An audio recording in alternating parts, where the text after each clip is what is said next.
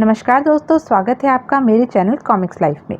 शुरू करते हैं सुरेंद्र मोहन पाठक जी द्वारा लिखा गया विमल सीरीज का एक और मज़ेदार उपन्यास दमन चक्र पार्ट 4। सोमवार 8 मई, दिल्ली मुंबई। दोपहर के करीब जनकराज ने अपने थाने में कदम रखा तो एक सिपाही ने बताया कि एसएचओ साहब 2-3 बार उसे पूछ चुके हैं। जनकराज तत्काल एसएचओ नसीब सिंह के कमरे में पहुंचा। उसने उसे सैल्यूट मारा। आओ, एसएचओ बोला। बैठो। Thank you sir. जनकराज उसके सामने बैठ गया। कहाँ रह गए थे? इंडियन एक्सप्रेस के दफ्तर गया था, उस रिपोर्टर रवि खोसला से मिलने। जी हाँ। कैसी बीती? बढ़िया। ये सुनकर वो खुश हो गया कि मायाराम के प्रलाप के मामले में परोक्ष में हम उसकी तरफदारी कर रहे थे। बोला, अगर मैं उसे कोई गर्मा गर्म टिप दे सकूं तो कल ही इस बाबत उसके पर्चे में संपादकीय छपेगा। दी कोई टिप? दे सकता था, लेकिन आपकी इजाज़त नहीं ली थी, इसलिए नहीं दी। क्या टिप दे सकते थे? यही कि दिल्ली पुलिस के रिकॉर्ड में जो सोहल के फिंगरप्रिंट्स उपलब्ध हैं वो जेन्युइन नहीं है। उनके साथ कोई हेरा फेरी हो चुकी है और इसी वजह से वो उस कथित अरविंद कौल के फिंगरप्रिंट से नहीं मिले थे। अभी टिप दी तो नहीं ना उसे? अभी नहीं दी, लेकिन क्या ख्याल है, दी जाए? अभी सोचते हैं। पहले इस बाबत जो गुड न्यूज़ मेरे पास है वो सुनो। गुड न्यूज़ है तो ज़रूर सुनाइए, फौरन सुनाइए। ये देखो क्या है। एसएचओ ने उसके सामने एक कागज़ रखा जिसमें कि कई बल थे। क्या है? जनकराज सक पकाया सा बोला। अरविंद कौल के वो फिंगरप्रिंट्स जो हमने मायाराम की गुहार पर कौल के साथ आए योगेश पांडे के सामने लिए थे। ओह ओह, यानी कि हमारा जमादार खत्ते पर से ये कागज तलाश कर लाने में कामयाब हो गया। हाँ, ये तो भारी शाबाशी के लायक काम किया उसने, और इनाम के लायक भी। शाबाशी और इनाम दोनों उसे मिल चुके हैं। Very good. दूसरी खास खबर ये है कि हमारे कल के फैक्स मैसेज के जवाब में कुरियर द्वारा 3 जगह से सोहल के फिंगरप्रिंट्स की प्रतिलिपियां यहाँ पहुँच भी चुकी हैं। कहाँ से? राजस्थान पुलिस के पास से, यूपी पुलिस के पास से और इलाहाबाद सेंट्रल जेल के रिकॉर्ड में से। बाकी जगहों से आ जाएंगे आज शाम तक या कल तक। महाराष्ट्र, गोवा और तमिलनाडु से भी हमें हमारी वांछित जानकारी प्राप्त हो जाएगी। न प्राप्त होने का कोई मतलब ही नहीं है, आखिर सरकारी काम है। बहरहाल हमारा काम उन प्रतिलिपियों से भी बखूबी चल सकता है जो कि हमें प्राप्त हो चुकी हैं। चल चुका है यानी कि आप उनका एग्जामिनेशन कर भी चुके हैं? हाँ, और मेरा एग्जामिनेशन ये कहता है कि सोहल के फिंगरप्रिंट्स के जो 3 सेट्स हमें आज कुरियर से प्राप्त हुए हैं वो तीनों आपस में हूबहू मिलते हैं। कथित अरविंद कौल के फिंगरप्रिंट्स जो इस मुचड़े हुए कागज पर दर्ज हैं वो भी उन तीनों सेटों से हूबहू मिलते हैं।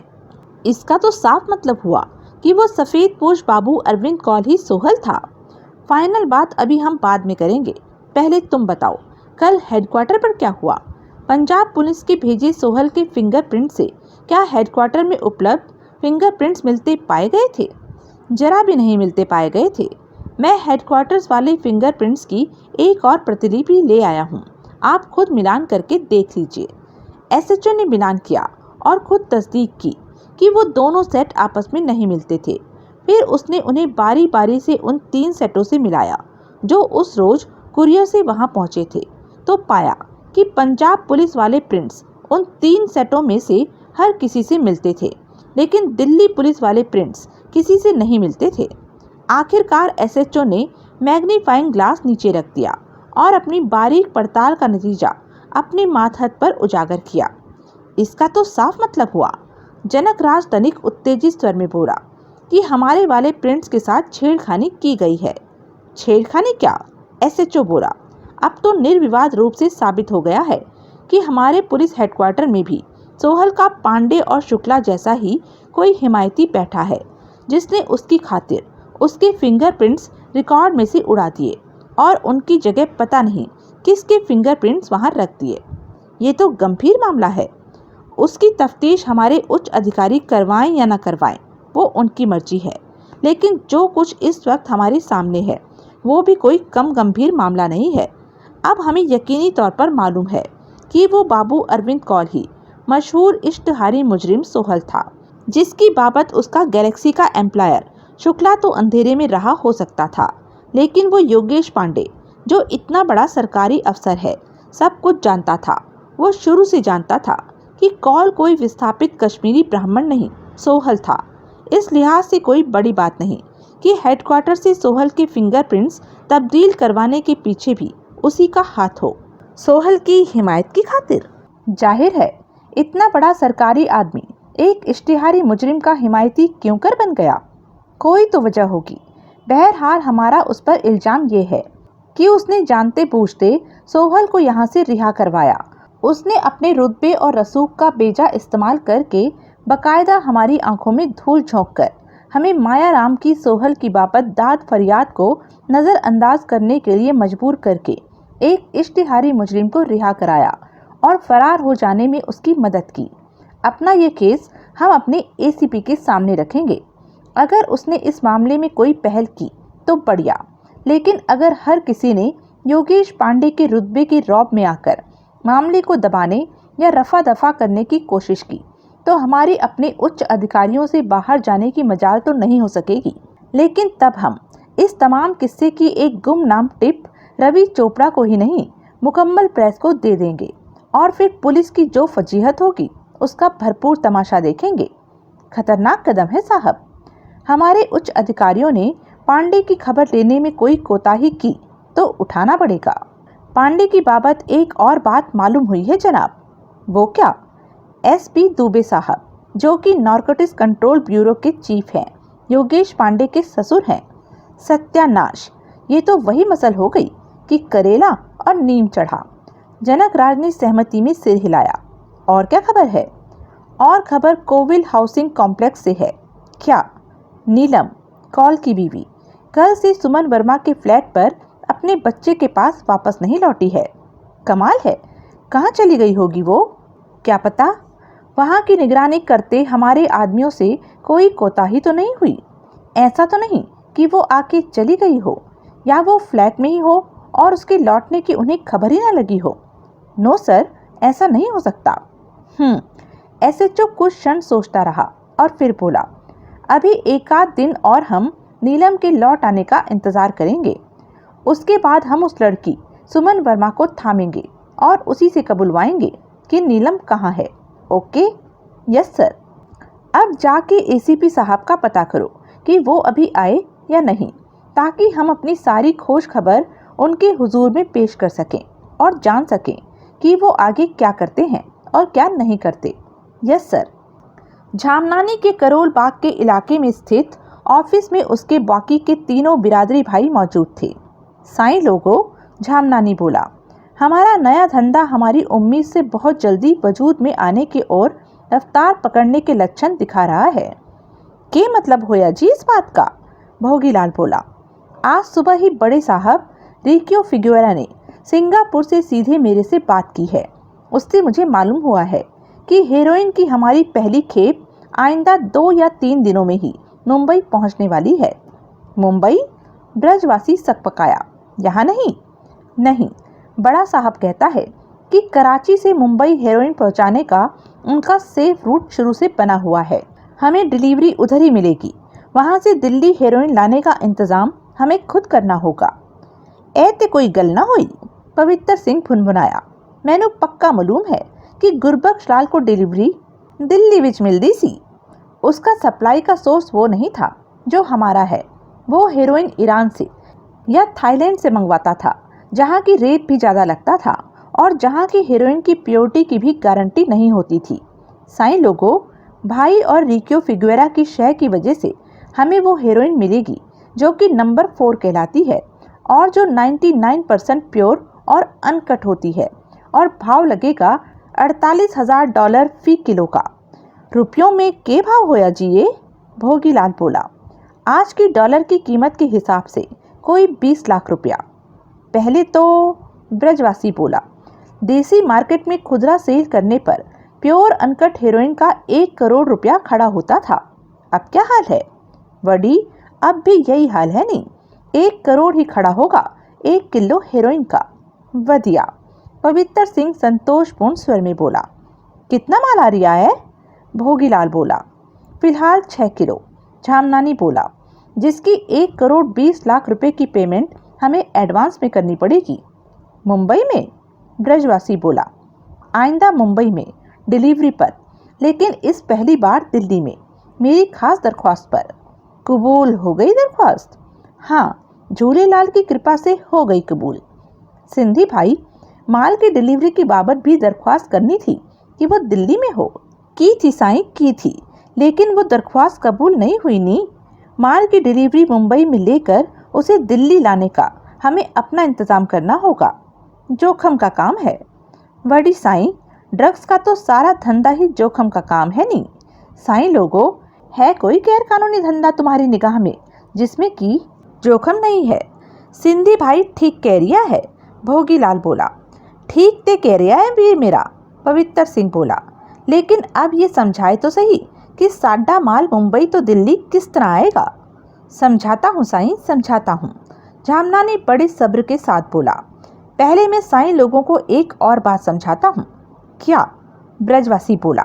साईं लोगों, गुज़श्ता दिनों में हमारा बिरादरी भाई सलीम खान ही इकलौता आदमी नहीं था जो कि चोरी छुपे इधर हेरोइन के कारोबार में उतरा हुआ था। इस धंधे में दासानी नाम का मेरा एक जाट भाई भी था जो जयपुरिया नाम के एक और साईं से मिलकर सलीम खान से अलग हेरोइन का धंधा दिल्ली और यूपी में चला रहा था। उन दोनों पार्टियों की आपसी लड़ाई में दोनों का ही बेड़ा गर्क हो गया था, जो कि हमारे लिए अच्छा ही हुआ। अब वो सभी लोग ऊपर पहुंच चुके हैं, इसलिए हमारे लिए मैदान साफ है। मैं साईं लोगों के आगे दासानी और जयपुरिया की जुगलबंदी का जिक्र करना चाहता हूं और ये बताना चाहता हूं कि वो कैसे हेरोइन मुंबई से दिल्ली मंगवाते थे। कैसे मंगवाते थे? वो साईं लोग एक ट्रांसपोर्ट कंपनी के भी मालिक थे, जिसके ट्रक दिल्ली और मुंबई के बीच आम चलते थे। उनकी गाजियाबाद में एक पेपर मिल थी, जिसका कोई पुर्जा बिगड़ जाता था तो वो उन्हीं के ट्रक में लद कर मुंबई से इधर आता था। पुर्जा? कैसा पुर्जा? कैसा भी, पेपर मिल में सैकड़ों की तादाद में बड़े पुर्जे होते हैं, मसलन कोई ड्राइव शाफ्ट, कोई फीड पाइप, कोई पिलर। साईं लोगों, नया पुर्जा मुंबई से आता था या बिगड़ा हुआ पुर्जा मरम्मत के लिए मुंबई भेजा जाता था, तो उसी में छुपाकर हेरोइन की खेप इधर लाई जाती थी। छुपाकर कैसे? वडी, वो पुर्जा भीतर से खोखला होता था या कर दिया जाता था। ओह, आखिरी बार जिस पुर्जे में हेरोइन आई थी और जिसकी वजह से इतना खून खराबा हुआ था कि क्या दासानी, क्या जयपुरिया, क्या अपना सलीम खान सब मर खप गए थे, वो एक शाफ्ट था जो कि भीतर से खोखला था। साईं लोगों, उससे मिलता जुलता ही तरीका अपना माल दिल्ली लाने के लिए हम आजमाएंगे। झूलेलाल की मेहर से खोखली शाफ्ट जैसी ही कोई खोखली जगह 6 किलो हेरोइन छुपाने के लिए हमें भी हासिल होगी। कौन सी जगह? झामनानी ने बताया। सुनते ही बिरादरी भाइयों के चेहरे खुशी से दमकने लगे। बल्ले भाई, पवित्र सिंह बोला, यानी कि साडा माल सरकार ढोएगी? सरकारी इंतजाम के साथ, ब्रजवासी बोला। हमारा माल दिल्ली पहुंचेगा। सिंधी भाई, भोगीलाल बोला, तने तो तेरे झूलेलाल से खास ही आला दिमाग मिला दिखे से। वडी तारीफ का शुक्रिया साईं लोगों, झामनानी बोला। अब हम अगली आइटम पर आएं। अगली आइटम? ब्रजवासी की भवें उठी। यानी कि कुशवाहा। पहाड़गंज जैसे 3 थानों का इंचार्ज एसीपी प्राण सक्सेना पहाड़गंज थाने की इमारत में ही बैठता था। वो सीधा एसीपी भर्ती हुआ बड़ा जहीन युवा आईपीएस अधिकारी था, जिसने कि बड़े गौर से एसआई और एसएचओ की पूरी दास्तान सुनी और तमाम दस्तावेजों का खुद मुआयना किया। ये तो बड़ा गंभीर मामला है, आखिर एसीपी बोला। सर, एसएचओ अदब से बोला, तभी तो हमने इसे आपकी जानकारी में लाना ज़रूरी समझा, लेकिन पंछी तो उड़ गया, मुजरिम तो फरार हो गया। अभी पूरी तरह से नहीं हो गया, अभी उसकी एक डोर हमारे हाथ में है। उसका बच्चा जो उस लड़की सुमन वर्मा की कस्टडी में है। जी हाँ।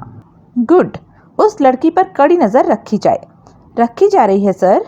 एक वाजिब वक्फे में बच्चे की मां न लौटे तो उस लड़की को हिरासत में ले लिया जाए। सर, यही इरादा है हमारा। गुड, अब आप कोई कदम उठाएंगे सर? ज़रूर उठाएंगे। ये ऐसा मसला नहीं है जिसे कि इसलिए नज़रअंदाज किया जा सके। कि इसमें एक बड़े सरकारी आदमी का हाथ है। तुमने मालूम किया कि ये पांडे साहब कहाँ पाए जाते हैं? मुझे उनके घर का पता मालूम है, एसआई जनकराज जल्दी से बोला। लेकिन इस वक्त वे घर तो नहीं होंगे। तो कहाँ होंगे? अपने ऑफिस में, जो कि लोधी ऑफिस कॉम्प्लेक्स में है। मैंने पता मालूम कर लिया है। एंटी टेररिस्ट स्क्वाड का दफ्तर भी वहाँ सीबीआई वाले ऑफिस कॉम्प्लेक्स में ही है। गुड, तुम वहाँ चलने की तैयारी करो, तब तक मैं डीसीपी साहब से बात करता हूँ। Yes sir. वो उठकर जाने लगे तो एकाएक एसीपी बोला, इस कॉल के बारे में हमें मुकम्मल जानकारी है? एसएचओ ने जनकराज की ओर देखा। जनकराज ने हिचकिचाते हुए सहमति में सिर हिलाया। मैं वो भी सुनूंगा, एसीपी बोला, लेकिन रास्ते में, राइट? यस सर, एसएचओ बोला। Now go ahead. Yes sir. Vimal Nagpada से दरबारी लाल के यहाँ चक्कर लगाकर लौटा ही था कि कोठी का एक नौकर उसके पास पहुंचा। साहब आपको ऑफिस में याद कर रहे हैं, वो अदब से बोला। तत्काल विमल लोहिया की कोठी में ही बने उस ऑफिस नुमा कमरे में पहुंचा, जो कि अब तक उसकी खूब जानी पहचानी जगह बन चुका था। ऑफिस में एक अधेड़ अवस्था का सूट बूट धारी व्यक्ति और मौजूद था। कहीं चले गए थे भाई सवेरे सवेरे? लोहिया बोला। यूं ही जरा एक काम से गया था, विमल बोला। फरमाइए। पहले बैठे तो सही, फिर फरमाते भी हैं। विमल एक कुर्सी पर बैठ गया। इनसे मिलो, लोहिया बोला। ये राजेश जठार हैं, मेरे दोस्त हैं। हेलो सर, विमल अदब से बोला। और जठार साहब, ये मेरा खास दोस्त और अजीज विमल जल्दी से बोला। विमल नाम है मेरा। हेलो, जठार बोला। जठार साहब, लोहिया बोला, तुम्हारे लौटने के इंतज़ार में ही यहाँ मौजूद हैं। जी? विमल सक पकाकर बोला। ये oriental hotels and resorts limited के बोर्ड ऑफ डायरेक्टर्स पर हैं। ओह, बड़े आदमी हैं, कई कंपनियों के बोर्ड ऑफ डायरेक्टर्स पर हैं।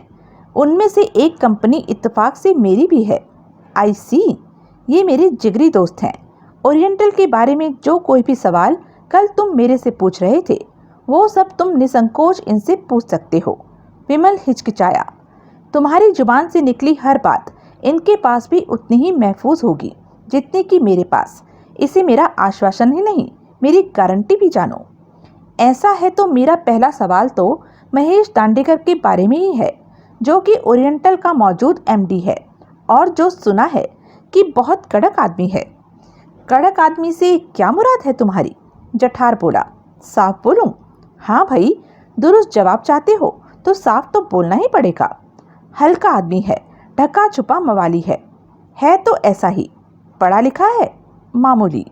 कॉपीराइट बिग बॉसेस जैसी कोई खूबी उसमें नहीं? एमडी कैसे बन गया? पैसे के जोर से। पैसा कहाँ से आया? वहीं से जहाँ से जरायम पेशा लोगों के पास आता है। काला? हाँ। कभी पकड़ा नहीं गया? अभी तक तो नहीं पकड़ा गया। इतना रुतबे और रसूख वाला बन जाने के बाद अब तो क्या पकड़ा जाएगा? ऐसे लोगों की पोल, लोहिया बोला, खुल भी जाए तो पुलिस उन पर हाथ डालने से कतराती है। इनका फर्जी बड़प्पन इस बात में भी होता है, जठार बोला, कि ये बड़े बड़े नेता लोगों के हम प्याला हम निवाला होते हैं। मामूली काम भी निकलवाना हो तो सीधे पुलिस कमिश्नर से, चीफ मिनिस्टर से बात करते हैं, बल्कि दिल्ली होम मिनिस्टर को फ़ोन लगाते हैं। 7 बॉडीगार्ड क्यों रखता है? 2 वजहों से। वो क्या हुई? एक तो बॉडीगार्ड रखना आजकल बड़प्पन की निशानी बन गया है, स्टेटस सिंबल बन गया है। दूसरे, भले ही आज वो एमडी की कुर्सी पर बैठा हुआ है, अपनी ओरिजिनल औकात तो नहीं भूलती होगी ना उसे।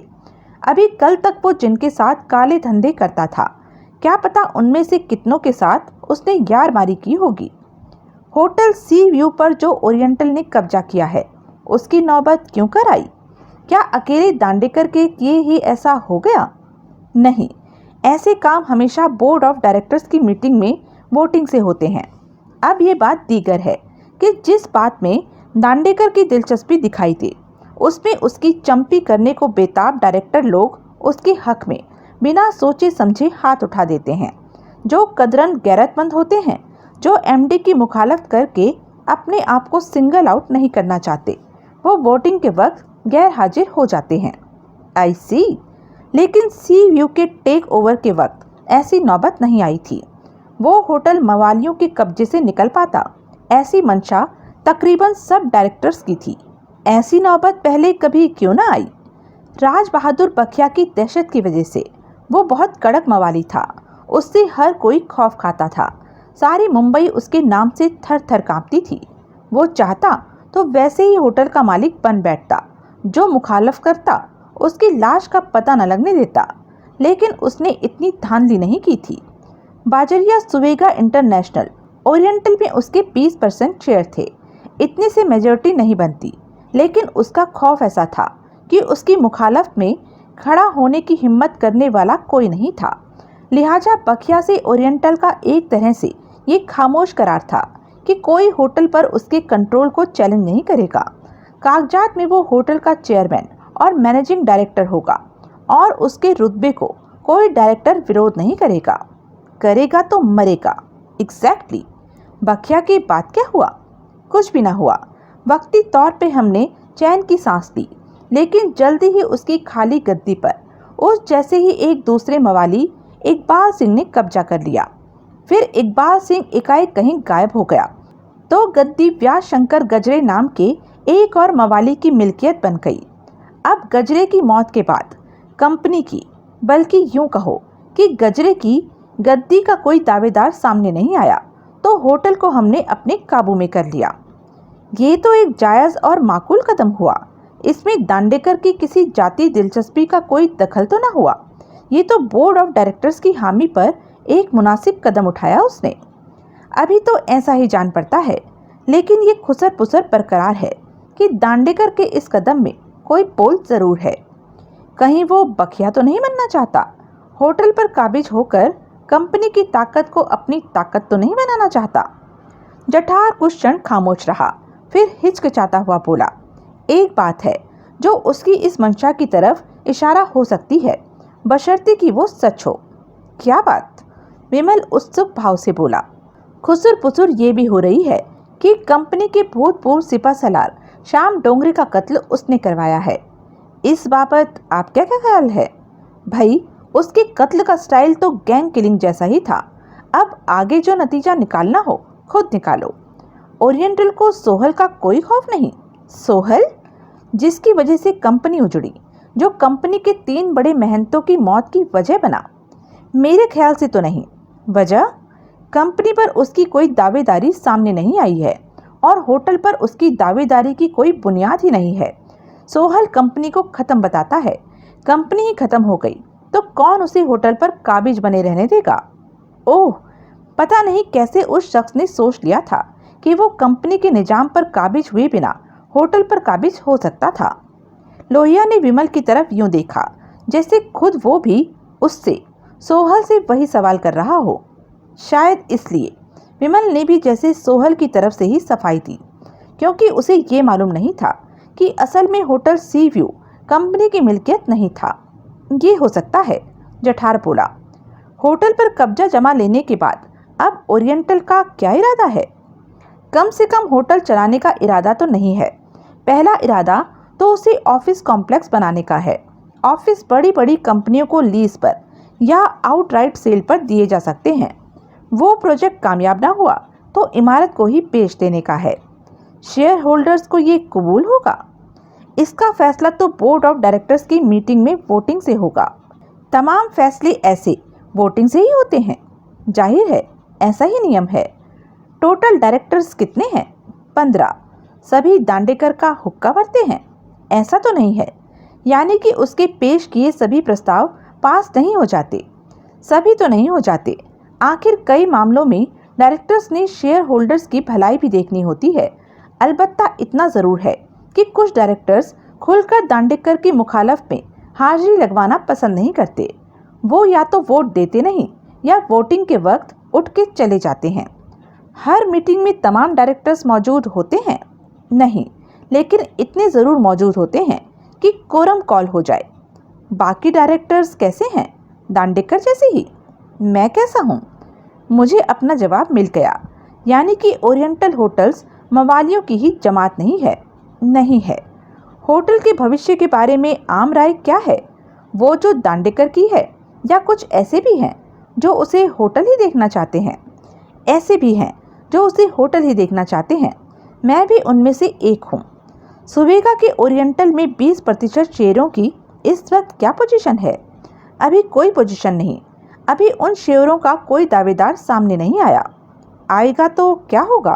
तो वो अपना दावा लगाएगा तो शेयर उसके नाम ट्रांसफ़र हो जाएंगे। ऐसा होने के लिए कोई फौरी और मुनासिब वक्त सुझाइए। वो वक्त तो आज ही है। अच्छा, आज 4:30 बजे बोर्ड की मीटिंग है। वो कथित दावेदार अपना ऐसा दावा उस मीटिंग में पेश करेगा तो जो फैसला होना होगा हाथ के हाथ हो जाएगा। दावेदार तो अभी पेश नहीं हो सकता, लेकिन उसका एक प्रतिनिधि आज आपकी मीटिंग में पहुंचेगा। प्रतिनिधि कौन? देखिएगा, आखिर आप भी वहीं होंगे। एसीपी प्राण सक्सेना, इंस्पेक्टर नसीब सिंह और सब इंस्पेक्टर जनकराज सीबीआई के विभाग एंटी टेररिस्ट स्क्वाड के डिप्टी डायरेक्टर योगेश पांडे के ऑफिस में उसके सामने बैठे हुए थे। एक विकट समस्या हमारे सामने आन खड़ी हुई है सर, एसीपी विनयशील स्वर में बोला, जिसमें अब आप ही हमारी कोई मदद कर सकते हैं। कैसी समस्या? पांडे सहज भाव से बोला। कुछ कहते नहीं बनता सर, हमें तो यहाँ आते ही संकोच हो रहा था, लेकिन क्या करें, ड्यूटी ले आई। बात क्या है? डीसीपी साहब खुद आना चाहते थे, लेकिन ऐन वक्त पर उन्हें कमिश्नर साहब ने तलब कर लिया, इसलिए ये बदमजा जिम्मेदारी हमारे सिर आन पड़ी। कैसी जिम्मेदारी? आप अभेदान दें तो कुछ अर्ज करें। बोलो भाई, अगर बात ड्यूटी की है तो मेरी तरफ से कुछ भी कहने की तुम्हें खुली छूट है। जो कहना है निर्भय होकर कहो। Thank you sir. सर, बात अरविंद कौल नाम के उस शख्स से ताल्लुक रखती है जिसे आप 3 दिन पहले पहाड़गंज थाने से छुड़ा कर ले गए थे। बात कौल से ताल्लुक रखती थी, ये तो मैं एसएचओ साहब और इनके मातहत सब इंस्पेक्टर साहब की आपके साथ मौजूदगी से ही समझ गया था, लेकिन आपने कहा कि मैं कौल को वहां से छुड़ा कर ले गया था। क्या मतलब हुआ इसका? वो क्या वहां गिरफ्तार था? गिरफ्तार हो सकता था। क्यों भला? वजह आप जानते हैं। जानता भी हूँ तो मैं उसे आपकी जुबानी सुनना पसंद करूँगा। सर, वो सोहल था। ओहो, तो वो कहानी अब आप फिर से शुरू कर रहे हैं, जो कि उस रोज एसएचओ साहब के सामने खुद इनके किए खत्म हो चुकी थी। एसएचओ साहब, उस दिन आपने सोहल के फिंगरप्रिंट्स के जरिए खुद फैसला नहीं किया था कि कौल सोहल नहीं हो सकता था। हमें धोखा हुआ था, एसएचओ कठिन स्वर में बोला। क्या धोखा हुआ था? हेडक्वार्टर से मंगवाए गए सोहल के फिंगरप्रिंट्स में भेद था। क्या भेद था? वो फिंगरप्रिंट्स सोहल के नहीं थे। तौबा, अब आप अपने ही माल में खोट निकाल रहे हैं। जो बात सच है वो मजबूरन कहनी पड़ रही है। क्या बात कहनी पड़ रही है?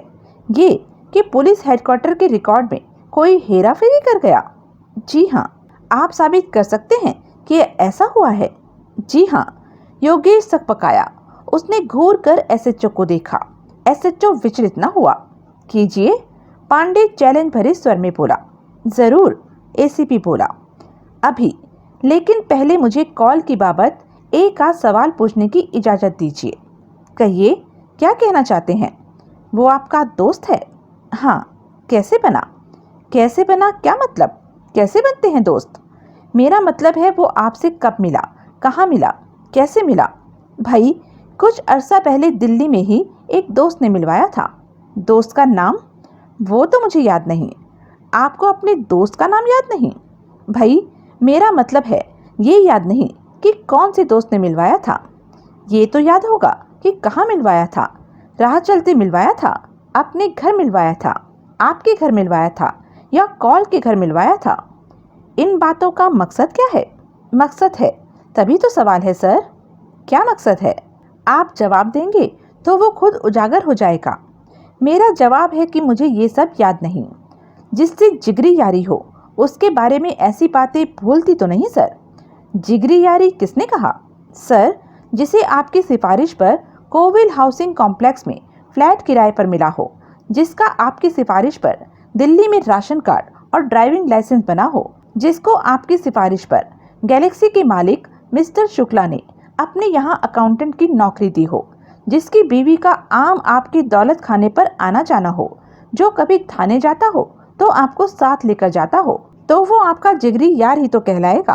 आप तो बहुत एक्सटेंसिव पड़ताल किए बैठे हैं मेरी बाबत।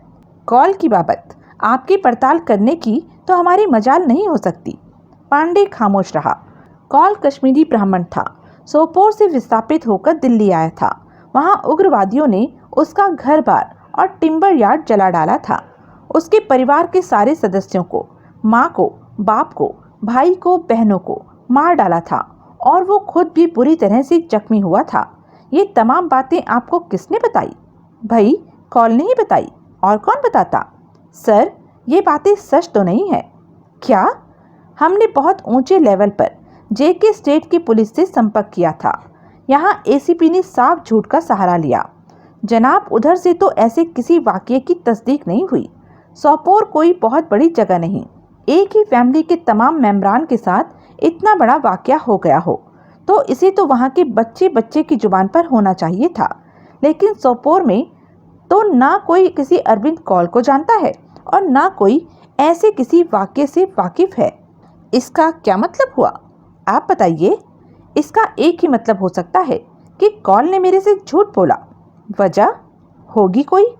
जिससे जिगरी दोस्ती हो उससे ऐसी गलत बयानी तो नहीं की जाती तो उसकी कोई खास ही वजह होती है। तो कोई खास वजह होगी जिसकी कि आपको खबर नहीं? नहीं, इस बाबत अपना कोई अंदाजा ही बताइए। मेरा कोई अंदाजा नहीं। आपसे ऐसा झूठ बोलने की ज़रूरत क्या थी? उससे कॉल को क्या हासिल था ये तो कॉल ही जाने। मेरा कहना है कि ये झूठ बेमानी था। इससे उसे कुछ हासिल नहीं था। दो दोस्तों में जब नई नई दोस्ती होती है तो वो अपनी गुज़श्ता ज़िंदगी के बारे में वो नोट्स एक्सचेंज करते ही हैं। कॉल ने अपनी गुज़श्ता ज़िंदगी की अगर आपको फर्जी कहानी सुनाई तो इसका साफ मतलब है कि असली कहानी कुछ और थी। वो कहानी क्या थी सर? मुझे नहीं मालूम। वो कहानी ये थी कि असल में वो एक इश्तिहारी मुजरिम था, आधे हिंदुस्तान में जिसकी गिरफ्तारी के वारंट निकले हुए थे। कॉल ऐसा शख्स नहीं हो सकता। वो ऐसा ही शख्स था और आपको इस बात की खबर थी। खामखा मैंने पहले ही अर्ज किया है कि सुनो, तुम मुझे ये बताओ कि इस बाबत तुम लोग मेरे से इतने सवाल क्यों कर रहे हो? जो पूछना है जाकर कॉल से ही क्यों नहीं पूछते? काश ऐसा मुमकिन होता। क्यों मुमकिन नहीं है? क्योंकि वो तो ओवरनाइट नौकरी छोड़कर घर बार बेचकर दिल्ली से फरार हो गया।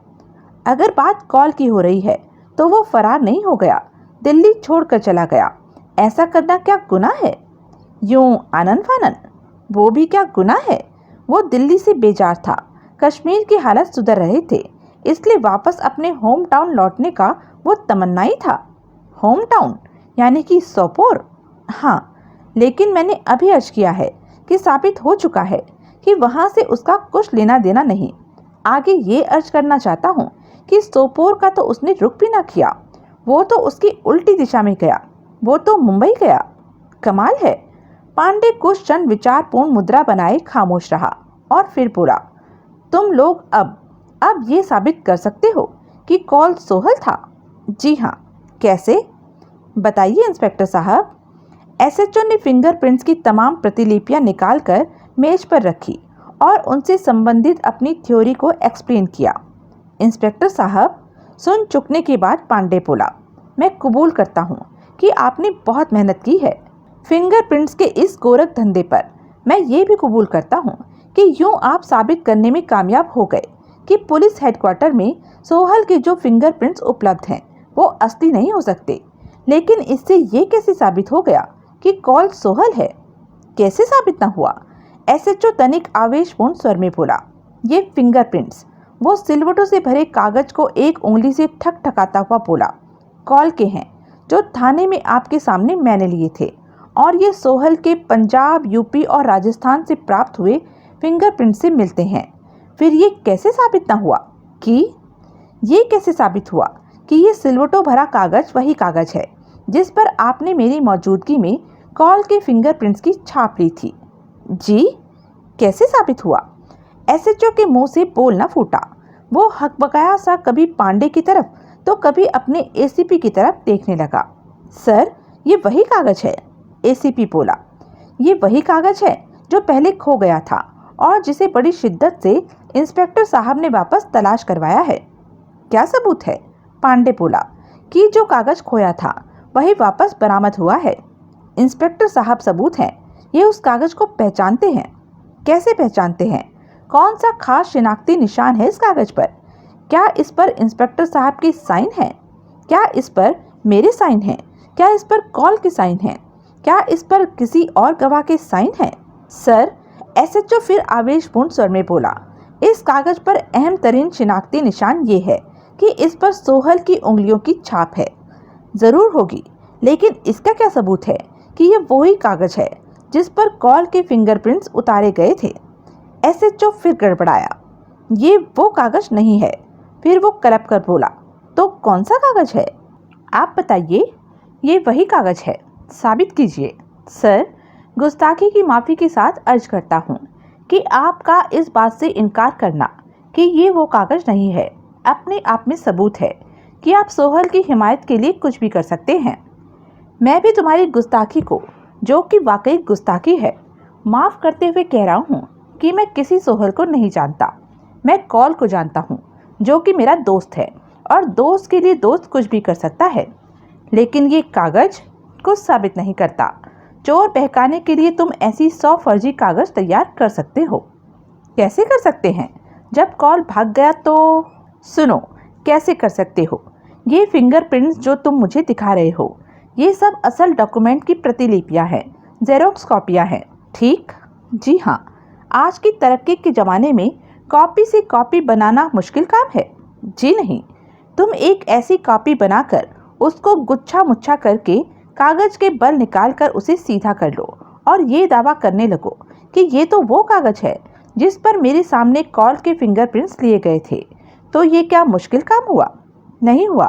लेकिन ये कॉपी नहीं है, ये ओरिजिनल है। मुझे तो कॉपी ही जान पड़ती है। सर, ये आपकी ढिठाई है जो।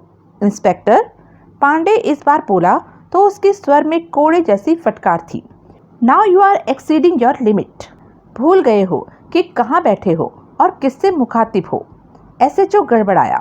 उसने पनाह मांगती निगाहों से अपने एसीपी की तरफ देखा और फिर जोर से थूक निकलता हुआ बोला, आई एम सॉरी सर।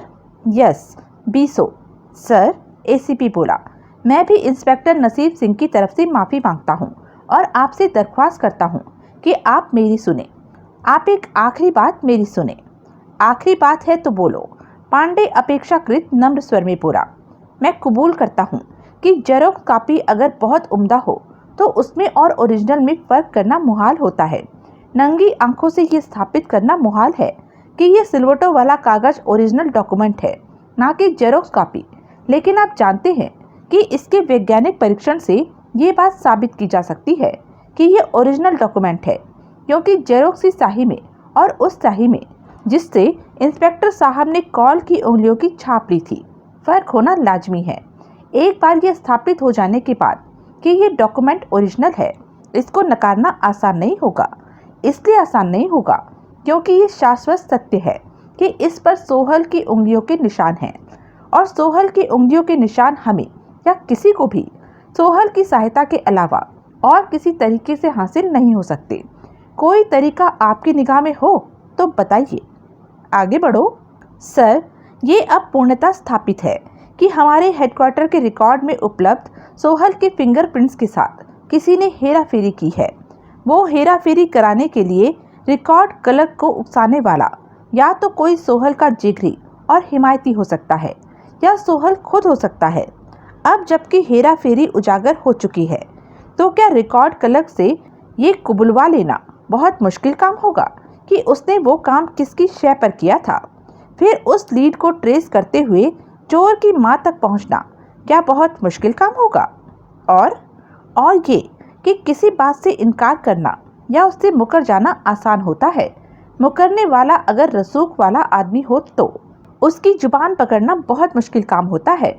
हमारे पास रसूख वाले आदमी के खिलाफ सर्कमटेंशियल एविडेंस, परिस्थितिजन्य सबूत बहुत है, लेकिन ऐसी बात उसके खिलाफ हमारे पास कोई नहीं है जो कि कील ठोक कर कही जा सकती हो।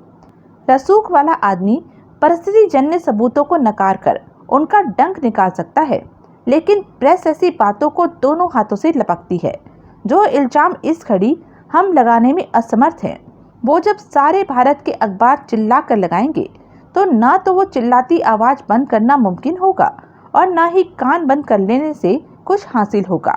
बड़े और जिम्मेदारी के सरकारी ओहदे पर बैठे किसी बड़े आदमी के खिलाफ निर्विवाद रूप से साबित भले ही कुछ न हो पाए, लेकिन उसकी तरफ शक की एक मजबूत उंगली उठना भी तो उसके लिए अहितकर बात होगी। पब्लिक ओपिनियन का उसके खिलाफ चले जाना भी तो उसके लिए अहितकर बात होगी। ये समझा जाना कि कोई गुनाहगार तो था, लेकिन कुछ साबित न हो सका भी तो किसी की थू थू करा सकता है। और बस तो तुम्हारा मेरे पर यह इल्जाम है कि कॉल सोहल था। मैं इस हकीकत से वाकिफ था और मैं उसको फरार कराने में उसका मददगार बना। सर, ये छोटा मुंह बड़ी बात होगी, लेकिन जवाब यही है कि हाँ। तो अब तुम क्या करोगे? मुझे गिरफ्तार करोगे? आप जानते हैं कि मैं ऐसा नहीं कर सकता। केस की बाबत में आपके स्पष्टीकरण के लिए आया था, जो कि मुझे हासिल हो गया। उस स्पष्टीकरण से तुम्हें इत्तेफाक नहीं? जी नहीं। इसलिए अब तुम अपने उच्च अधिकारियों के पास तो जाओगे ही, प्रेस के पास भी जाओगे। मैंने ऐसा कब कहा? दो टुक नहीं कहा, लेकिन घुमा फिराकर इशारेबाजी की जुबान में बहुत खूबसूरती से कहा। नो? एसीपी ने उत्तर न दिया। नो, पांडे जिद भरे स्वर में बोला। सर, एसीपी उठने का उपक्रम करता हुआ बोला। अब हमें इजाज़त दीजिए। नहीं, अभी नहीं, अभी इजाज़त नहीं है तुम्हें। अभी तुम्हें मेरा फाइनल जवाब नहीं मिला। थोड़ी देर यहीं बैठो, मैं बिल्डिंग में ही कहीं जा रहा हूँ। लौट के आऊँ तो जाना मेरा फाइनल जवाब लेकर, या? पांडे एक क्षण ठिठका और फिर बोला, मुझे लेकर। एसीपी सकपकाया। यहीं बैठना, जाना नहीं। मैं गया और आया। ओके? एसीपी का सिर अपने आप ही सहमति में हिला। गुरबख्श लाल की यादगार लोटस क्लब में दोपहर बाद के उस वक्त रौनक थी, लेकिन वैसी नहीं थी जैसी कि शाम ढले और फिर देर रात तक होती थी। अपनी अलग अलग गाड़ियों में बिरादरी भाई वहां पहुंचे। उन चारों को ही क्लब का पुराना डोरमैन बखूबी पहचानता था। 4 गाड़ियों में उन दादाओं का एक साथ वहां पहुंचना उसे खटका। उसने तत्काल इंटरकॉम पर कुशवाहा को खबर दी। गुरबख्श लाल के ऑफिस में उसकी कुर्सी पर बैठे उसके भूतपूर्व लेफ्टिनेंट कुशवाहा ने बहुत गंभीरता से वो खबर सुनी। तत्काल उसने अपने खास आदमी द्विवेदी को तलब किया। बिरादरी पूरी की पूरी यहाँ पहुँच गई है। कुशवाहा चिंतित भाव से बोला, मुझे आसार अच्छे नहीं लग रहे।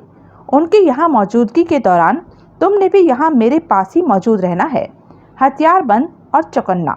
वो लोग तुम्हारी मेरे साथ मौजूदगी पसंद नहीं करेंगे, लेकिन कोई कैसा भी मिजाज दिखाए, जब तक मैं न कहूँ तुमने यहाँ से नहीं टलना है। समझ गए?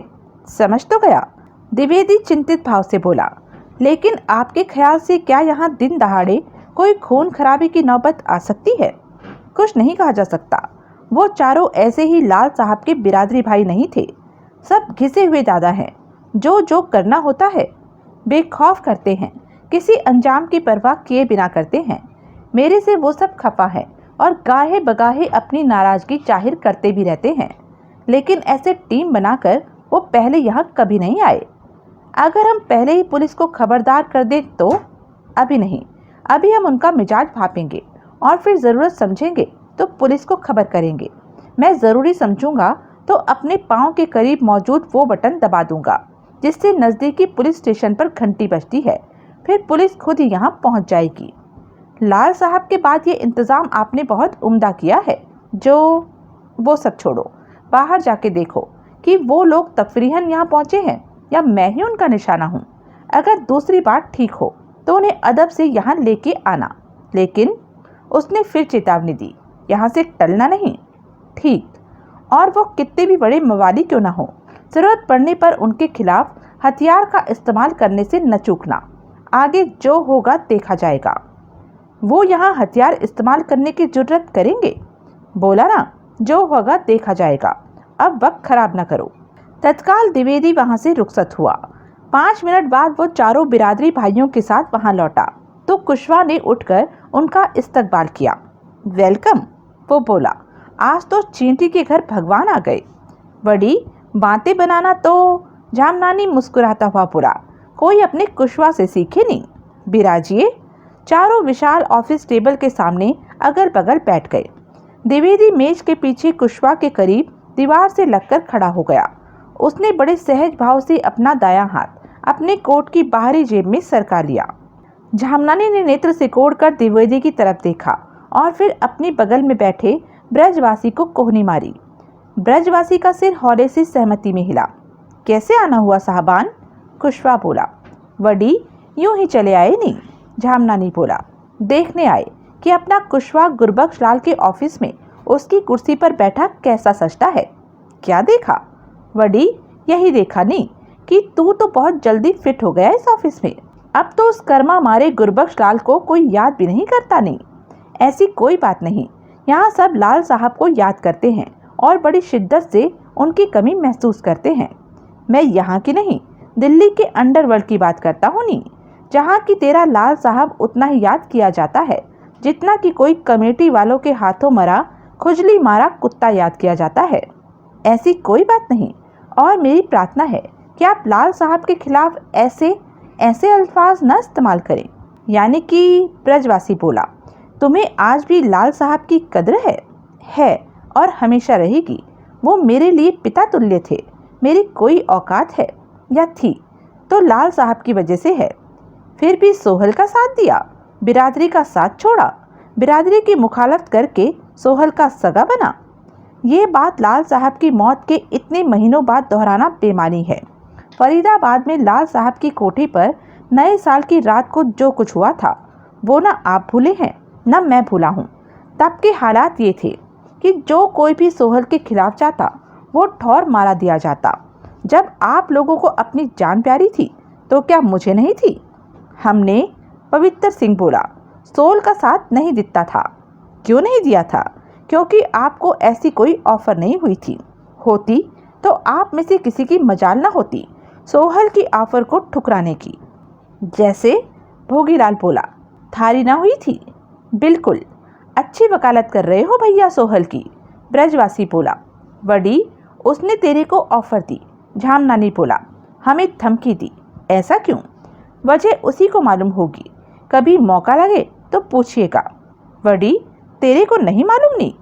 नहीं, मेरे को नहीं मालूम, और मेरे को ये भी नहीं मालूम कि ये गड़े मुर्दे उखाड़ना एकाएक क्यों जरूरी हो गया है। वही समझाने आए हैं भैया, ब्रजवासी बोला। मैं सुन रहा हूँ, जो कि पवित्र सिंह व्यंगपूर्ण स्वर में बोला। तेरी साढ़े ऊपर मेहरबानी है। अब मैं क्या कहूँ? कुशवा बोला। तू नहीं कहे, भोगीलाल बोला। तो और कौन कहे? ऐसी कोई बात नहीं, मेरी आप पर कोई मेहरबानी नहीं, मेरा आपका कोई मुकाबला नहीं। आपके जोड़ीदार आपके बिरादरी भाई लाल साहब थे। मैं महज उनका एक अदना गुलाम था। मैं आप लोगों की बराबरी न तब कर सकता था न आज कर सकता हूँ। बड़ी आज तो कर सकता है नहीं, झामनानी बोला। आज जो तू झूले लाल की मेहर से लाल साहब की जगह लाल साहब बना बैठा है। आप क्या कहना चाहते हैं? वडी समझ नहीं। वडी तू समझे या ना समझे, हम तो तुझे बिरादरी भाई समझते हैं। तभी तो, ब्रजवासी बोला, यहाँ आए हैं। मैं आपका शुक्रगुजार हूँ, कुशवा बोला, कि आप मुझे बराबर का दर्जा दे रहे हैं। अब आमद की कोई खास वजह हो तो वो भी बताइए। बड़ी है तो खास ही वजह नहीं। क्या वो वजह? झामनानी ने द्विवेदी की तरफ निगाह उठाई। इसके सामने ही बयान करनी होगी। झामनानी साहब, मेरी जिंदगी में द्विवेदी की वही हैसियत है जो कि लाल साहब की जिंदगी में मेरी थी। जब लाल साहब के साथ मेरी मौजूदगी से आपको कभी ऐतराज नहीं हुआ था तो मेरे साथ द्विवेदी की मौजूदगी पर भी आपको ऐतराज नहीं होना चाहिए। चारों एक दूसरे का मुंह देखने लगे। मैं आप लोगों के लिए कोई चाय पानी मंगवाऊं? कुशवा बोला। सब ने इनकार में सिर हिलाया। तो फिर सिंधी भाई, भोगीलाल बोला, ये हमें इशारे कर रिया है कि या तो हम मतलब की बात करें या अपनी राह लगें। ऐसी कोई बात नहीं, कुशवा जल्दी से बोला। मेरे पास तो आप लोगों के लिए कुल जहान का वक्त है, लेकिन मैं समझता हूँ कि आपका वक्त कीमती होगा। ये तो अंग्रेज हो गया है सिंधी भाई, ब्रजवासी बोला। वक्त की कीमत समझने लगा है, इसलिए मतलब की बात बोलो और नक्की करो। झामनानी ने सहमति में सिर हिलाया। उपेक्षापूर्ण निगाहों से एक बार फिर द्विवेदी की तरफ देखा और फिर बोला, कुशवा, हम लोग एक साझा व्यापार शुरू करने जा रहे हैं। तू कुछ भी समझे, लेकिन हम क्योंकि तुझे गुरबख्श लाल की जगह अपना बिरादरी भाई समझते हैं, इसलिए उस व्यापार में तेरी भी शिरकत की पेशकश लेकर यहाँ आए हैं। कौन सा व्यापार? कुशवा बोला। वही जो गुरबख्श लाल की मौत के बाद से ठप पड़ा है। अगर आपका इशारा ड्रग्स के धंधे की तरफ है तो बड़ी, हमारा इशारा उसी तरफ है नहीं। और अगर तो झामना ने ये देखकर खामोश हो गया कि कुशवा का सिर पहले ही बड़ी मजबूती से इनकार में हिलने लगा था। बड़ी, क्या हुआ नहीं? आप लोग भूल रहे हैं कि नए साल की रात को आप लोगों ने सोहल से कोई वादा किया था। बड़ी, भूल नहीं रहे हैं नहीं? तो फिर जानबूझकर नजरअंदाज कर रहे हैं उस वादे को।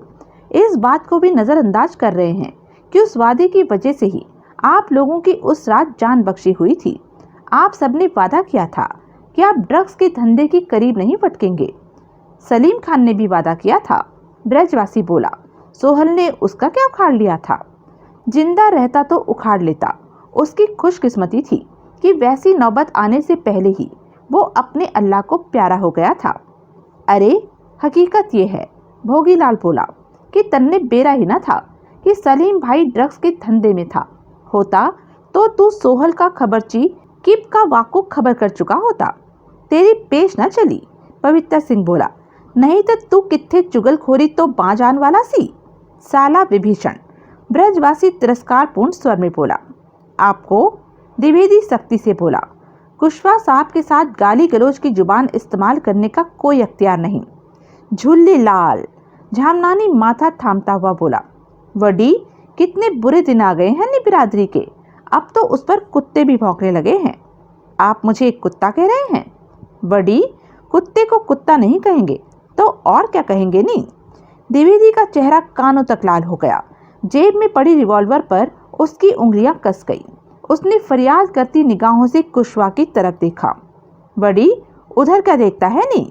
झामनानी हाथ नचाता बोला। वडी, खुद भौंकना बंद नहीं करेगा तो उस बाबत हमें कुछ करना पड़ेगा। क्या करेंगे आप? कुशवा, वडी, तेरा कुत्ता सवाल पूछ रहा है, मैं भी पूछ रहा हूँ। कुशवा सख्ती से बोला। क्या करेंगे आप? बिरादरी भाइयों, झामनानी बोला। वडी, साईं लोगों, हम में से कौन बताएगा इसे कि हम क्या करेंगे? मैं बताता हूँ, ब्रजवासी बोला। तो बता ना साईं। वडी, किसने रोका है नी? ब्रजवासी के हाथ में एकाएक एक रिवॉल्वर प्रकट हुई। पलक झपकते उसने द्विवेदी को शूट कर दिया। द्विवेदी पछाड़ खाकर गिरा और गिरते ही मर गया। अपनी जिंदगी के आखिरी क्षणों में उसके चेहरे पर कोई भाव था तो वो आतंक और अविश्वास का था। ब्रजवासी का वो एक्शन इतना अप्रत्याशित था कि कुशवा के नेत्र भी आतंक से फट पड़े। उसका पांव स्वमेव ही पांव के करीब लगे पुश बटन पर दब गया और फिर वो उछलकर खड़ा हुआ। बैठ जा कुशवा, ब्रजवासी कर्कश स्वर में बोला। ये क्या किया तुमने? कुशवा बोला। भौंकते कुत्ते को चुप कराया। लेकिन बैठ जा। कुशवा धम से वापस अपनी कुर्सी पर बैठा। अब जो हम कहते हैं उसे गौर से सुन। सोहल की धमकी का हवाला बेकार है, उसे हम में से कोई नहीं भूला है, लेकिन अब उसका जिक्र बेमानी है। क्यों? कुशवा कठिन स्वर में बोला। क्यों बेमानी है? क्योंकि उस धमकी को जब एक सलीम खान किसी खातिर में नहीं लाया तो हम चार भी नहीं लाने वाले। यानी कि आप ड्रग्स के धंधे में हाथ डालने वाले हैं? बड़ी, डालने नहीं वाले, झामनानी बोला। डाल चुके हैं। अब तूने ये फैसला करना है कि तू सोहल का खबरी बन के रहेगा या हम बिरादरी भाइयों का साथ देगा। सोहल की धमकी को नजरअंदाज करके आप में से कोई जिंदा नहीं बच सकता। मरे माइया व सोल, पवित्र सिंह झल्लाकर बोला।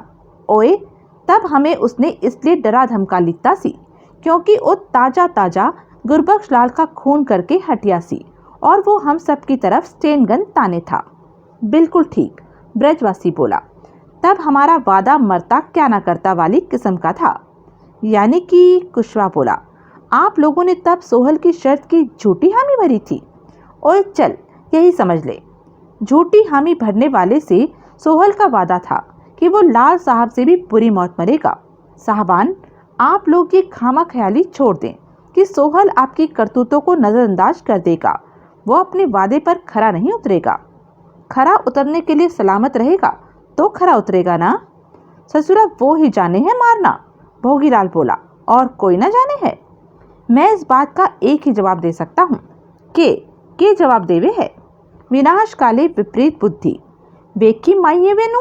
पवित्र सिंह बोला, विनाश काले आया कितना है हमारा, हमारी बुद्धि भ्रष्ट बतावे है।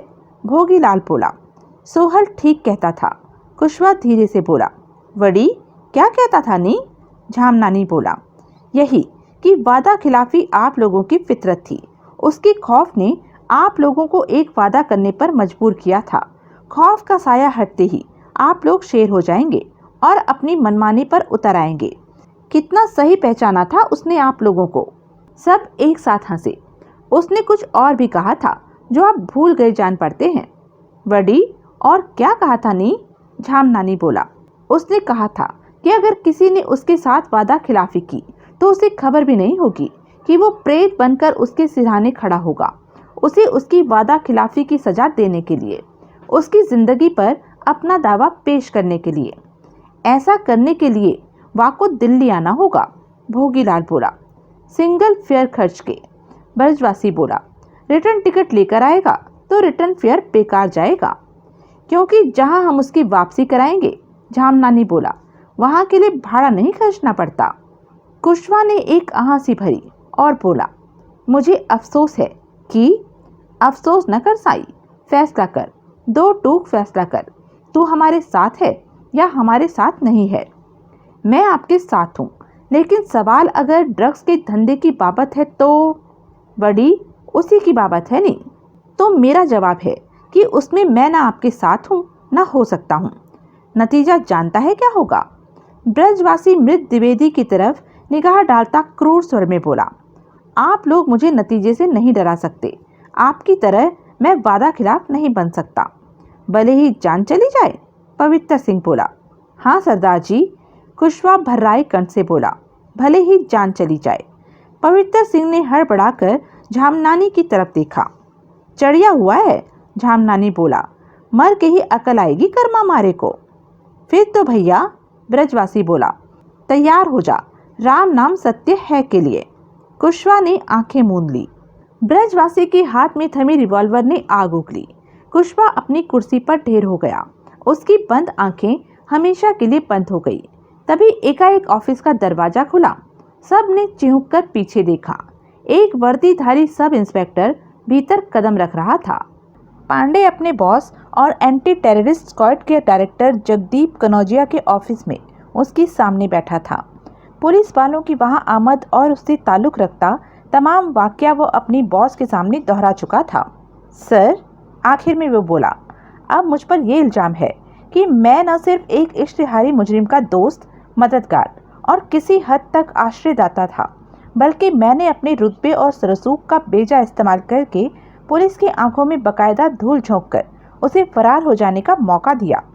ये तो गंभीर इल्जाम है। कनौजिया गंभीरता से बोला, yes sir, but that is your problem. Sir, I agree, that is my problem, लेकिन इसका हल आपके पास है। तुम्हें एक इश्तिहारी मुजरिम को इतना सिर नहीं चढ़ाना चाहिए था, उससे दोस्ती नहीं गांठनी चाहिए थी। सर, गुस्ताखी माफ़ हो, आप इस बात को सरासर नज़रअंदाज कर रहे हैं कि वो इश्तिहारी मुजरिम कौन था। वो कोई भी हो, वो कोई नहीं था, वो सोहल था। और सोहल ने कभी हमारे महकमे पर कितना बड़ा उपकार किया था। मुझे उम्मीद है कि इतनी जल्दी उसे आप नहीं भूल गए होंगे। भूल गए हो तो मैं याद दिला देता हूँ कि सोहल वो शख्स था जिसने हमारे एक ऐसे काम को अंजाम दिया था जिसे हम 7 जन्म लगे रहते तो खुद न कर पाते। वो अपनी जान पर खेलकर स्वैन नेक पॉइंट से बादशाह अब्दुल मजीद दलवई को हमारे लिए जिंदा पकड़ कर लाया था। स्वैन नेक पॉइंट वो जजीरा था जिस पर हम इसलिए कदम नहीं रख सकते थे क्योंकि वो पाकिस्तान की मिल्कियत था। अगर हम स्वैन नेक पॉइंट पर कदम रखते तो आप जानते हैं कि हमारा ये कदम अपने आप में एक नई इंडो पाक वार की बुनियाद बन जाता। और बादशाह अब्दुल मजीद दलवई वो आदमी था जो हमारे मुल्क में फैले टेररिस्ट ग्रुप को AK-47 रॉकेट लॉन्चर्स जैसे आधुनिक हथियार और RDX जैसा विध्वंसक विस्फोटक पदार्थ सप्लाई करता था और हमारी सरहदों से पार टेररिस्ट कैंप्स ऑर्गेनाइज करता था जहां की उन्हें आधुनिक हथियार चलाने और मुल्क में अराजकता फैलाने की बाकायदा ट्रेनिंग दी जाती थी। वो भगोड़े टेररिस्ट को पनाह गाहें मुहैया कराता था और उसी के जरिए हिंदुस्तान की दुश्मन विदेशी ताकतें हिंदुस्तान में सक्रिय टेररिस्ट ग्रुप को आर्थिक सहायता पहुंचाती थी। ऐसे शख्स को जिसकी परछाई भी छू पाने में हम असमर्थ थे, स्वैन नेक पॉइंट से वो आदमी हमारे लिए जीता जागता पकड़ कर लाया था, जिसका नाम सोहल है। वो इश्तिहारी मुजरिम है और मुल्क के कायदे कानून का दुश्मन है। उसने प्लेट में सजाकर बादशाह को हमारे सामने पेश किया। बादशाह की गिरफ्तारी के बाद ही उससे हासिल जानकारी के दम पर ही हमारा सारे भारत में फैले टेररिस्ट ग्रुप के खिलाफ दमन चक्र चला था और सारे भारत से, खास तौर से आसाम, मिजोरम, नागालैंड और कश्मीर से उनकी हस्ती मिटाने में और उनके अड्डों को नेस्तनाबूद करने में हमें बड़ी कामयाबियां मिली थी। एक इकलौते शख्स की वजह से हमें वो कामयाबी मिली थी जो हमारे महकमे के लिए तो क्या, हमारी फौजों के लिए भी सपना थी। ऐसा कारनामा किसी इश्तिहारी मुजरिम ने अमेरिका में करके दिखाया होता तो उसके जुर्मात की फहरिस्त कितनी भी लंबी क्यों न होती, वहाँ की सरकार ने उस पर काली लकीर फेर दी होती और खुद राष्ट्रपति ने उसे व्हाइट हाउस में बुलाकर उसकी पीठ ठोकी होती। हमारे यहाँ ऐसी पार्डन का कोई नियम नहीं, नियम बराबर है। यूँ कहिए कि उसे इस्तेमाल में लाना कभी जरूरी न समझा गया। Pandey, kindly come to the point. Sir, I am already there, this is the point. Sir, point यही है कि उस असल हीरो को हम कोई तमगा, कोई सनद, कोई खिताब न दे सके, लेकिन खुद हमने तो सब बढ़ बढ़ के बटोरा। हमने, खास तौर से आपने, आपको उस बेमिसाल कामयाबी की एवज में तमगा भी मिला, खिताब भी मिला, तरक्की भी मिली और भरपूर वाहवाही भी मिली। क्यों मिली? क्योंकि बादशाह असल में कैसे हमारी पकड़ाई में आया था ये आज भी कोई नहीं जानता।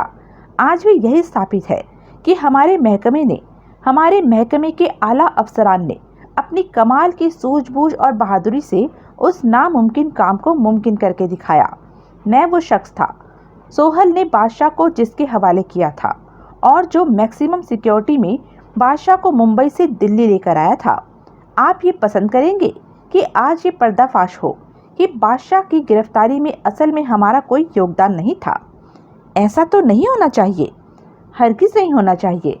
ऐसा हुआ तो महकमे की ऐसी छिछालेदार होगी कि हम, खास तौर से आप, जिन्हें की विशेष सेवा मेडल से, पद्मश्री से और भी 100 तरह के इनाम इकराम से नवाजा गया, किसी को मुंह दिखाने के काबिल नहीं रहेंगे।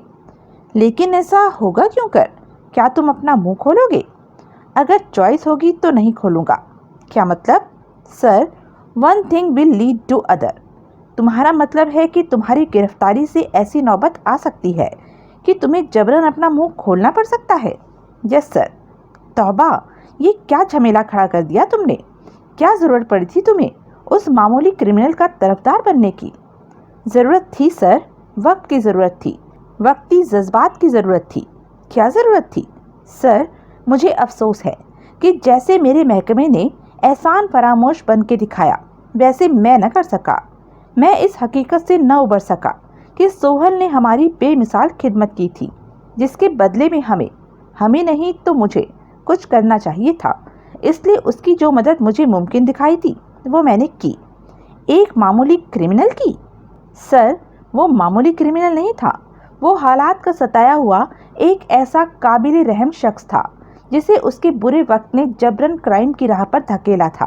कभी वो एक उच्च शिक्षा प्राप्त, कुलीन और संभ्रांत शहरी था। दिन में 2 बार गुरुद्वारे जाकर मत्था टेक कर आने वाला वो खालिस इंसान था जो खालसा कहलाता है। मुल्क के कायदे कानून का आदर करने वाला एक नेक शहरी था। ऐसा था तो क्राइम की राह पर कैसे चल दिया? क्योंकि उसकी प्रारब्ध में ऐसा ही लिखा था। सर, फैक्ट इज इनएविटेबल, नियति अटल है। वो क्यों कर अपने आज के अंजाम तक पहुंचा, इसे मैंने तफसील से सुनाया तो इसी में शाम हो जाएगी। फिलहाल आप इतना ही समझिए कि उस शख्स की नियति ही कुछ ऐसी बन गई है कि वो तो कंबल को छोड़ता है, लेकिन कंबल उसे नहीं छोड़ता। वो क्राइम से किनारा करना चाहता है, लेकिन वक्त की ज़रूरत, उसकी खोटी तकदीर की मार उसे ऐसा नहीं करने देती। इसका सबूत ये है कि इतना मशहूर इश्तिहारी मुजरिम, डकैत, खूनी, बैंक रॉबर, वॉल्ट बस्टर और पता नहीं क्या क्या अभी कल तक इसी शहर में अकाउंटेंट की मामूली नौकरी करता था और उस तनख्वाह से भी खुश था जो उसे बतौर अकाउंटेंट मिलती थी। बना क्यों न रहा अकाउंटेंट? क्योंकि उसके बनाने वाले को ये मंजूर नहीं था, क्योंकि कुत्ते की तरह दूर दूर करती जिंदगी ही उसकी नियति बन के रह गई है, क्योंकि उसकी सैलाब जैसी जिंदगी में ठहराव की कोई गुंजाइश नहीं, क्योंकि उसका गुणगान छोड़ो और ये बताओ कि उसके लिए तुमने ऐसा क्या किया था जो कि अब तुम्हारी मौजूदा दुश्वारी का बायस बन गया है? सर, उसने जो कहा मैंने किया, आइंदा भी वो जो कहेगा मैं करूँगा, बिना अंजाम की परवाह किए। यस सर, बिना अंजाम की परवाह किए। इस वक्त तो तुम्हें अपने अंजाम की पूरी पूरी परवाह जान पड़ती है, तभी तो मेरे पास आए हो। आपके पास में इसलिए आया हूँ क्योंकि मैं समझता हूँ कि ये मुझ अकेले की प्रॉब्लम नहीं है। क्यों नहीं है? महकमे ने तो तुम्हें ये नहीं कहा था कि तुम एक नॉन क्रिमिनल के सगे वाले बन के दिखाओ? कहा था, बराबर कहा था। वो असाइनमेंट मुझे सौंपते वक्त जब मुझे ये कहा गया था कि मैं कैसे भी, आई रिपीट, कैसे भी बादशाह को पकड़ कर दिखाऊं, तो कहा था कैसे भी दायरे में वो भी आता था जो कि मैंने सोहल के लिए किया था। नहीं आता था। सोहल के लिए तुमने जो कुछ किया, बादशाह की गिरफ्तारी के बाद किया, अपनी जाति हैसियत से किया। ये आप कह रहे हैं? हाँ, मैं कह रहा हूँ। ये जानते बूझते कि सोहल पर हमारा काम करने के लिए कोई पाबंदी नहीं थी, हमारा उस पर कोई जोर नहीं था। जोर था, तुम जानते थे कि वो इश्तिहारी मुजरिम था। जानता था, लेकिन साबित नहीं कर सका था। इस बात को साबित करने की कोशिश में मेरी ऐसी किरकिरी हुई थी कि डूब मरने को जी चाहता था। खुद बॉम्बे पुलिस कमिश्नर ने मेरे सामने, अपने अफसरान के सामने, प्रेस के नुमाइंदों के सामने ये तस्लीम किया था कि वो सोहल नहीं था और इसे बाइज्जत रिहा किया गया था, जबकि तुम जानते थे कि वो सोहल था। मेरे जानने से क्या होता है सर? कानून सबूत मांगता है और मेरे पास वो वाहिद सबूत था। वो तो उसके खिलाफ टिक नहीं सका था। तो फिर क्यों कर वो स्वेन नेक पॉइंट से बादशाह को तुम्हारे लिए जिंदा पकड़ लाने को राजी हो गया? क्योंकि वो एक राष्ट्रीय हित का काम था और राष्ट्रहित एक हत्यारे और डकैत को भी उतना ही अजीज हो सकता है जितना कि किसी आम शहरी को। सर, अपने देश का वफादार सिपाही सिर्फ वो ही नहीं होता जो जंग के मुहाम में देश के बॉर्डर पर जाकर दुश्मन की फौज का मुकाबला करता है। सिपाही वो भी होता है जो देश के दुश्मन को, इंसानियत के दुश्मन को देश के कायदे कानून की गिरफ्त के दायरे में लाकर अवाम की ऐसी खिदमत करता है जिसके लिए वो जानता है कि उसे कोई शाबाशी नहीं मिलने वाली, लेकिन शाबाशी मिलती है, खामोश शाबाशी मिलती है, जो वैसी लाउड शाबाशी से बिल्कुल मुख्तलिफ होती है जैसी कि आपको मिली या महकमे को मिली। शाबाशी उन माओं से मिलती है जिन्हें अपनी मकतूल औलाद का सिर गोद में रखकर रोना नहीं पड़ता। शाबाशी उन बहनों से मिलती है जिनके भाई किसी टेररिस्ट की गोली का शिकार होने से बच जाते हैं। उन सुहागनों से मिलती है जिनकी मांग का सिंदूर कोई दहशतगर्द नहीं नोच ले जाता। योगेश पांडे जैसे अदना इंसान से मिलती है जो अपने महकमे की तरह, अपने आला अफसरों की तरह नाशुक्रा नहीं बन सकता, जो कुछ नहीं कर सकता लेकिन फिर भी करता है। तुम जज्बाती हो रहे हो, जो कि शायद मेरा गुनाह है आपकी निगाह में। पुलिस वाला कोई इंसान का बच्चा थोड़ी होता है, उसका जज्बात से क्या लेना देना? उसे तो गुंडे, बदमाशों, डकैतों जैसा ही या उनसे भी ज़्यादा जालिम और बेहिस होना चाहिए। ठीक? Pandey, you are wasting my time. You know I am a busy man. So you are sir, so you are. तो फिर? कनौजिया ने बड़े अर्थपूर्ण ढंग से वॉल क्लॉक की तरफ देखा। सर, पांडे बोला, मैं आपका इशारा समझ रहा हूँ, इसलिए अब मेरा आपसे एक आखिरी सवाल है। वो भी बोलो। बादशाह को जीता जागता स्वेन नेक पॉइंट से वापस लाकर हमारे हवाले करने की एवज में सोहल ने अपनी कोई शर्त नहीं रखी थी। उसने ये काम एक हिंदुस्तानी होने के नाते अपना फर्ज जानकर किया था, इसलिए अपनी कोई मांग पेश नहीं की थी। मेरा सवाल ये है कि अगर वो कोई मांग पेश करता तो क्या मैं उसकी मांग को ठुकरा देता? जवाब ये सोच के दीजिएगा कि बादशाह के मामले में अपनी कामयाबी की उसे गारंटी थी। नहीं, तब उसकी कोई भी जायज़ मांग कबूल करना दानिशमंदी होती। आप बात में खामखा फूंदना टांग रहे हैं। हकीकत यह है कि उन हालात में उसकी जायज़ या नाजायज़ कैसे भी मांग कबूल करना दानिशमंदी होती। Maybe you are right. अब कल्पना कीजिए कि उसने ये मांग की होती कि उसके मुकम्मल क्रिमिनल रिकॉर्ड को गायब कर दिया जाता या वाटर डाउन कर दिया जाता और उसे एक आम शहरी बनकर, अरविंद कौल बनकर नए सिरे से अपनी जिंदगी शुरू करने का मौका दिया जाता, तो क्या उसकी मांग ठुकरा दी जाती? नहीं, उन हालात में तो नहीं। तो फिर दिल्ली पुलिस के रिकॉर्ड में उसके फिंगरप्रिंट्स को तब्दील कराकर मैंने कौन सा बड़ा गुनाह कर दिया? पांडे, गुनाह करना खतरनाक नहीं होता, गुनाह करके पकड़ा जाना खतरनाक होता है। तुम्हारी अपनी कहानी ये कहती है कि अब हालात ऐसे पैदा हो गए हैं कि उस फिंगरप्रिंट्स की हेरा फेरी में तुम्हारा हाथ होने की बात का उजागर हो जाना अब महज वक्त की बात है। तुम्हारे खिलाफ सबसे ज़्यादा डैमेजिंग बात वो ही है। बाकी तुम्हारा कॉल की हिमायत करना या उसकी शिनाख्त सोहल के तौर पर हो जाना ऐसी बातें हैं जिससे तुम मुकर सकते हो। पुलिस वाले कुछ भी कहते रहें, तुम इस जिद पर अड़े रह सकते हो कि तुम्हें नहीं मालूम था कि वो सोहल था। उंगलियों के निशानों की लीपापोती हो सकती है? कैसे हो सकती है? मेरे आदमी के कहने पर फिंगरप्रिंट्स विभाग के रिकॉर्ड क्लर्क ने रिकॉर्ड से सोहल की उंगलियों के निशान निकालकर नष्ट नहीं कर दिए थे, बल्कि इधर उधर कर दिए थे। वो निशान वापस अपनी जगह पहुंच सकते हैं। फिर क्या प्रॉब्लम है? प्रॉब्लम उस एसीपी की ये खामोश धमकी है कि अगर मेरे खिलाफ कोई एक्शन कारगर न हो सका तो बात प्रेस तक पहुंच जाएगी, प्रेस के जरिए पब्लिक तक पहुंच जाएगी, जो कि मेरे खिलाफ कुछ साबित न हो पाने पर भी मेरी थू थू करा देगी। ऐसा तो नहीं होना चाहिए। नहीं, सिर्फ इसलिए नहीं होना चाहिए क्योंकि ये मेरे लिए मुसीबत होगी, इसलिए भी नहीं होना चाहिए क्योंकि इस मामले में एक बार प्रेस के सक्रिय हो जाने पर हमारे महकमे की ये पोल भी खुल सकती है कि असल में बादशाह को अपने किसी ऑपरेशन के तहत हमने नहीं पकड़ा था।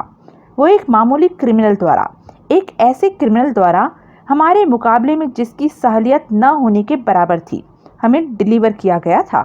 तुम जुबान नहीं खोलोगे तो ऐसा क्यों कर होगा? प्रेस जब मेरे पीछे पड़ेगी तो मैं क्यों कर जुबान बंद रख पाऊंगा? तुम इस बाबत जुबान नहीं खोलोगे तो मैं इस बाबत जुबान क्यों नहीं खोलूंगा?